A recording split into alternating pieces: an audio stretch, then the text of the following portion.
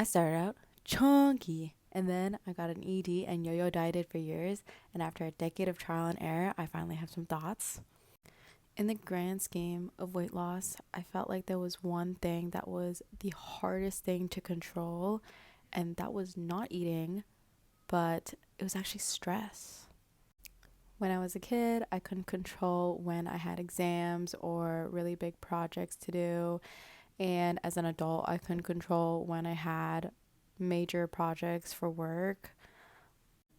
Life also just happens. It's hard to control when your grandmother dies and you have to go through a flurry of funeral things, family stuff to unpack. This, I fear, is the common sense part of being a human. But the thing that no one really talks about is how people cope and how people with EDs cope with food. For me, right now, I've figured out when I can identify when I'm stressed and distract myself away from going straight to the cabinet and binging on all the snacks I have in there.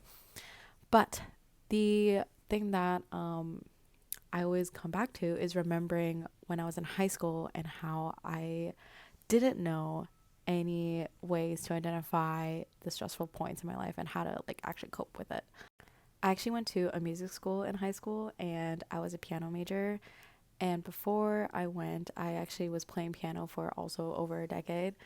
Um, but the thing was, I didn't like piano. And I actually hated it, despised the performance part of it, the practice. The best part was maybe when I finally learned a song that I actually liked and got to play it by myself, no one else in the room. Um, so the thing was, I was doing piano performance. So there was a lot of performing, there was a lot of practice. And the thing was, I had practiced pretty religiously. My thing was at least 1 hour a day.